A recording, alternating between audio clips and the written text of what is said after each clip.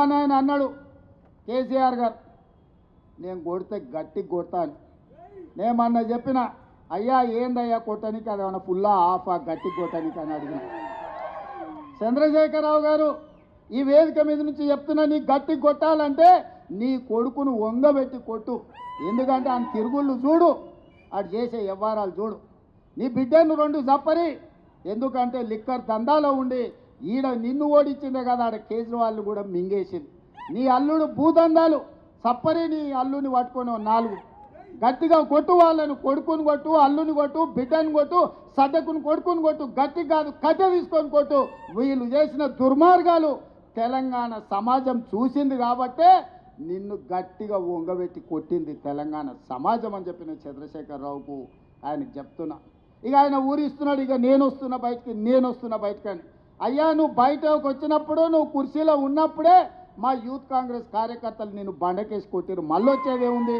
నువ్వు ముఖ్యమంత్రిగా ఉన్నప్పుడు, నీ పార్టీగా అధ్యక్షుడిగా ఉన్నప్పుడే మా యువజన కాంగ్రెస్ పిల్లలు నిన్ను బండకేసి కొట్టి ఓడగొట్టి ఇంట్లో ఊసబెట్టిరు. ఇవాళ కేటీఆర్ గారు ఊర్ల మీద తిరుగుతున్నాడు, కొత్త బిచ్చగాని పొద్దుగుర్తు ఎరగడాని. 10 ఏళ్ళ అధికారంలో ఉన్నాడు, డబుల్ బెడ్రూమ్ ఇల్లు ఇస్తాను ఇయ్యలే, ఇంటికో ఉద్యోగం ఇస్తాను ఇయ్యలే, దళితులకు 3 ఎకరాల భూమి ఇస్తాను ఇయ్యలే, డబుల్ బెడ్రూమ్ ఇల్లు ఇయ్యలే. ఇట్లా చెప్పుకుంటా పోతే 100 హామీలు ఉన్నాయి. 10 ఏళ్ళు అమలు చేయలేదు. 7 లక్షల కోట్ల రూపాయలు అప్పు తెచ్చాడు. 10 నెలలు కూడా కాలేదు, అప్పుడే బిచ్చగాని గంగిరెద్దులో తిరగా సంక్రాంతి పూట గంగిరెద్దుల్లో వచ్చినట్టు ఊరు తిరుగుతున్నాడు. ఈ ప్రభుత్వం ఏం చేయలేదని. ఈ ప్రభుత్వం 5 ఏళ్ల కోసం ఎన్నికైంది. మొదటి సంవత్సరంలోనే 55,000 ప్రభుత్వ ఉద్యోగాలు ఈ ప్రభుత్వం ఇచ్చింది. మొదటి సంవత్సరంలోనే 25,50,000 మంది రైతులకు 21,000 కోట్ల రూపాయల రైతు రుణమాఫీ చేసింది. నువ్వు ఎగ్గొట్టిపోయిన రైతు బంధు 7,625 కోట్ల రూపాయలు నేను వచ్చినాక రైతు బంధు మొదటి విడత వేసిన. ఇవాళ 10,000 కోట్ల రూపాయలు రైతు భరోసా రెండో విడతలు వేసిన. ఆడబిడ్డలకు బస్సు ఉచిత ప్రయాణం అన్నం ప్రతి నెల 400 కోట్లు, దాదాపుగా ఈ సంవత్సరంలో 4,000 కోట్లు ఆర్టీసీ కార్పొరేషన్కు చెల్లించి 120 కోట్ల మంది ఆడబిడ్డలు ఆర్టీసీ బస్సుల్లో ఉచితంగా ప్రయాణం చేసింది. ఇస్తా అన్న 500 రూపాయల సిలిండర్ ఇచ్చినాం, 500 రూపాయల బోనస్ ఇచ్చినాం. రాజీవ్ ఆరోగ్యశ్రీ 10 లక్షల రూపాయలు ఇచ్చినాం. ఇవాళ పేదవాడికి ప్రతి ఒక్కడికి రేషన్ కార్డు ఇస్తున్నాం, పేదవాడికి ఇందిరమ్మ ఇల్లు ఇస్తున్నాం. ఇవాళ ప్రతి సంక్షేమ పథకాన్ని ఇవాళ అమలు చేస్తున్నాం. ఇదే కాదు, 1931 తెల్లదొరలు పాలించినప్పుడు కులగణన జరిగింది.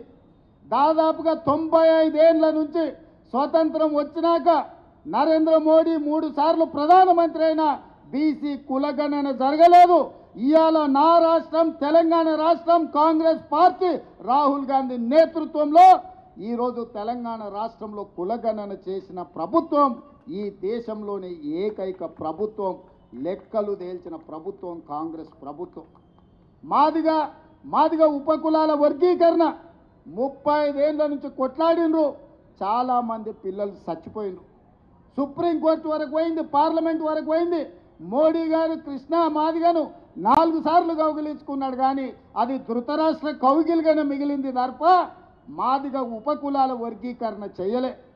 కానీ మీ ప్రభుత్వం ప్రజాపాలనలో మాదిగ ఉపకులాల వర్గీకరణ అమలు చేసి దేశంలోనే మొదటి రాష్ట్రంగా నిలబడి దేశంలో దశాబ్దాల కొద్దీ వాయిదా పడుతున్న సమస్యకు పరిష్కారం చూపించినాం. మొదటి సంవత్సరంలోనే ఇన్ని గొప్ప కార్యక్రమాలు చేసిన ప్రభుత్వం ఈ రాష్ట్రంలోనే కాదు, ఈ రాష్ట్రం దేశంలోనే మొదటి స్థానంలో ఉంది. అందుకే మిత్రులారా, ఎవరు ఎన్ని చెప్పినా వాళ్ళు ఏదో వాట్సాప్ యూనివర్సిటీ మోడీ పెడితే సోషల్ మీడియా యూనివర్సిటీ వీడియో కూడా పెట్టింది, అక్రమంగా సంపాదించింది, కొల్లగొట్టింది. వాటిని పెట్టి అబద్ధాలు ప్రచారం చేయాలనుకుంటున్నారు. ఛానల్స్ ఉన్నప్పుడే మీరు ఏం చేయలే, పేపర్లు పెట్టుకున్నారు, టీ న్యూస్ పెట్టుకున్నారు, నమస్తే తెలంగాణను గుమాస్తే తెలంగాణ పెట్టుకున్నారు. ఏమైందా? ఇవాళ సోషల్ మీడియాలో తప్పుడు ప్రచారం చేస్తే ఏమవుతుంది? ఇవాళ మీరు అందరూ అనుకుంటే ఈ ప్రభుత్వం అమలు చేస్తున్న కార్యక్రమాలను పేద ప్రజలకు వివరిస్తే ఒక్కసారి కాదు, మళ్ళొక్కసారి కాదు, 4 సార్లు మన ప్రభుత్వం ఉంటుంది. ఈ వేదిక మీద ఉన్న వాళ్ళు చాలామంది ఎమ్మెల్యేలు, మంత్రులు అయ్యే అవకాశం ఉంది. అందుకే మిత్రులారా, ఈరోజు బాధ్యత చేపట్టిన ప్రతి ఒక్క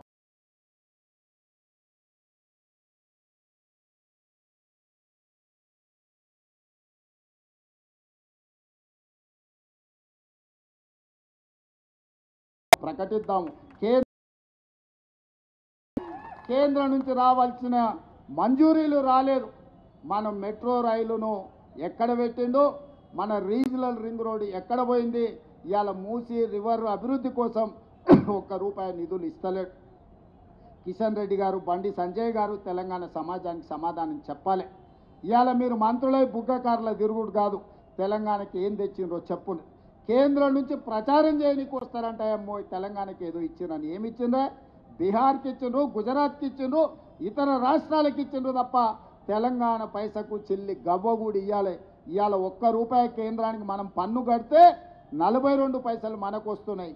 బీహార్ ₹1 పన్ను కడితే ₹7 తీసుకుపోతున్నారు. ఉత్తరప్రదేశ్ ₹1 కడితే ₹3 తీసుకుపోతున్నారు. మరి తెలంగాణ ఏం పాపం చేసిందా? ₹1 కడితే 42 పైసలు ఇస్తున్నావు అంటే 58 పైసలు నువ్వే మా సొమ్ము దొబ్బుతున్నావు మోడీ గారు. అందుకే కిషన్ రెడ్డి, బండి సంజయ్ అనుకుంటున్నారు ఏ దానికైనా కొంత సమయం ఉండాలని సంవేదన పాటిస్తున్నాం. తొందరలోనే కార్యాచరణ ఉంటుంది. కేంద్ర ప్రభుత్వం రాష్ట్రానికి చేస్తున్న అన్యాయాన్ని మెట్రో రైలు మేము కట్టుకుంటాం, మాకు అనుమతి ఇవ్వండి అంటే దేశంలోనే ఒకనాడు 2వ స్థానంలో ఉండే ఢిల్లీ, తర్వాత హైదరాబాద్ ఇవాళ 10వ స్థానానికి వదిపోయింది. 10 నెలలు అయింది ప్రధానమంత్రి దగ్గర ఉండి మెట్రో రైలుకు అనుమతి ఇవ్వకుండా ఆపెట్టిండు. రీజనల్ రింగ్ రోడ్డు సగం ఇచ్చి సగం ఇవ్వకుండా దాచిపెట్టిండు. ఇవన్నీ సమస్యలు ఉన్నాయి. ఈ అన్ని సమస్యల మీద కార్యాచరణ తీసుకుంటాం. తొందరలోనే ఈరోజు బాధ్యత తీసుకున్న వాళ్ళతో ప్రత్యేక సమావేశాన్ని ఏర్పాటు చేస్తా.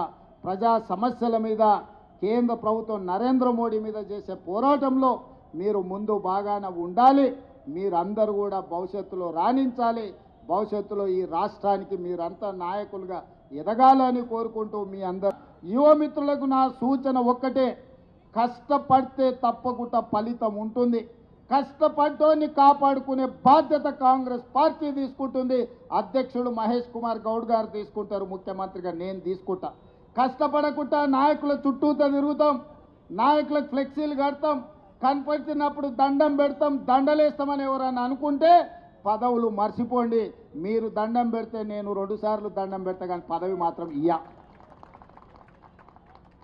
ఎవరైతే సమస్యల మీద పార్టీ పక్షాన వీధి పోరాటాలు చేస్తారో, ప్రజా సమస్యల మీద ప్రజల దగ్గరికి వెళ్ళి అండగా నిలబడతారో వాళ్ళకే ఈ ప్రభుత్వంలో గుర్తింపు ఉంటుంది. నాయకుడు నాకు తెలుసు కాబట్టి నాకు పదవి వస్తుంది, లేదంటే ఢిల్లీలో నాకు ఎవరో ఉన్నారు, ఢిల్లీ కోటాలో ఇక్కడ ఏదో వస్తుంది అని ఎవరన్నా అనుకుంటే అది భ్రమనే అని చెప్పి నేను ఈ సందర్భంగా స్పష్టంగా నేను చెప్పదలుచుకున్నాను. ఢిల్లీ నుంచి కాదు, గల్లీ నుంచి రావాలి పైకి. ఢిల్లీ నుంచి పైనుంచి కిందకు వచ్చే పదవులు వచ్చే కాలం పోయింది. గల్లీలో పేదల మధ్య ఉండి పేదల సమస్యల మీద కొట్లాడిన వాళ్ళకి తప్పకుండా అవకాశం ఉంటుంది. ఖానాపూర్లో మనం ఒకరికి ఎమ్మెల్యే టికెట్ ఇచ్చిన వెడమ బొజ్జు అని, ఇందిరమ్మ ఇంట్లో ఉండే ఒక యువకుడికి ఈరోజు ఎమ్మెల్యే టికెట్ ఇస్తే ప్రజలు గెలిపించారు. పైసలు చూసి గెలిపియలే, ప్రజా బలాన్ని చూసి ఎమ్మెల్యే గెలిపించారు.